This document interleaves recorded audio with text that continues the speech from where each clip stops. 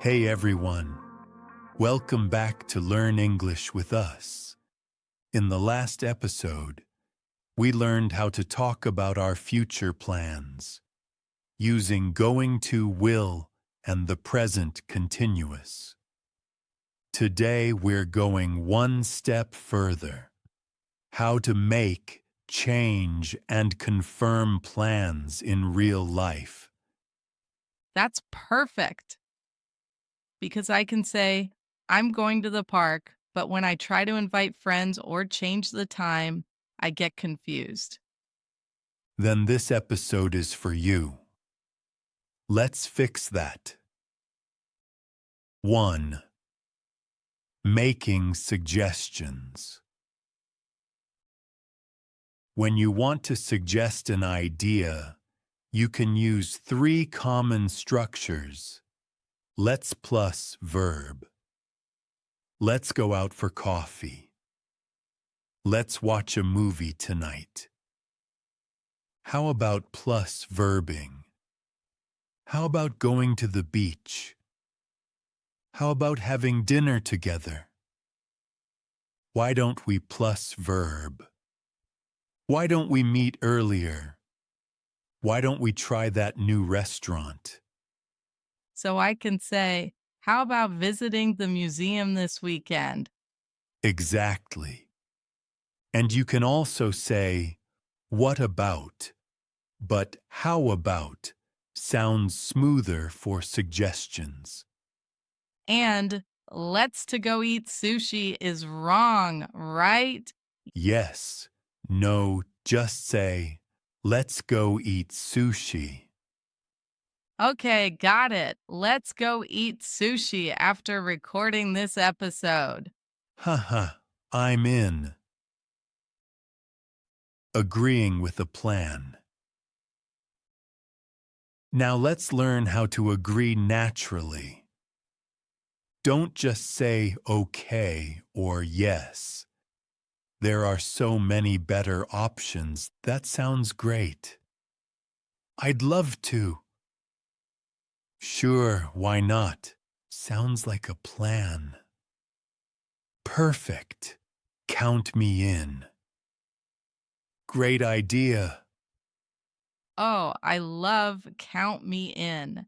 It sounds cool and friendly. Yes, it means include me. For example, we're going to the beach this Saturday. Count me in. What about I'm down? Good one. That's more informal, very common among young people. It means I agree or I'm in. So I can say, I'm down for sushi. Exactly. 3. Confirming plans. When you already have a plan but want to make sure it's still happening, use confirmation phrases like, are we still on for tonight? Just checking. What time are we meeting? Where should we meet again? I'll see you at 7, right? Everything's set for tomorrow. Oh, are we still on? I love that one. Yes, it's supernatural. It means, are our plans still happening? For example, hey, are we still on for lunch tomorrow? Yes, see you at noon. Simple and clear. 4. Changing or canceling plans politely. Okay, sometimes we can't make it.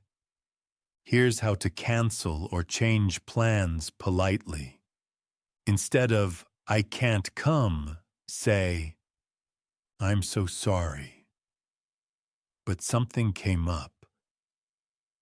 Can we reschedule? I don't think I can make it tonight. Let's do it another time. Sorry, I have to work late. So I can't just say, no, I can't. You can, but it sounds cold. Always add a short reason or a soft expression. So I can say, I'm sorry, I can't make it tonight, but maybe another day. Exactly. That's friendly and polite. 5. Real life dialogue. Let's practice with a real conversation. Hey Maya, what are you doing on Sunday? Not much, maybe just resting. How about going for a picnic at the park? That sounds great. What time? Let's say around 11 a.m. Perfect. I'll bring sandwiches. Nice. Wait, the weather forecast says rain on Sunday. Oh no, what should we do? We can reschedule for next weekend. Sure, let's do that. I'll check my calendar. Sounds good. We'll confirm on Friday. Deal. 6. Vocabulary boost. Let's review some common phrases and expressions around plans. Expression meaning example. Let's catch up soon. Let's meet and talk soon. Let's catch up next week. I'm running late. I'll arrive later than planned. Sorry, I'm running late. Change of plans. When the plan is different, there's been a change of plans. Rain check. Postpone to another time. Can I take a rain check on dinner? Free time. Time without work. I don't have much free time this week.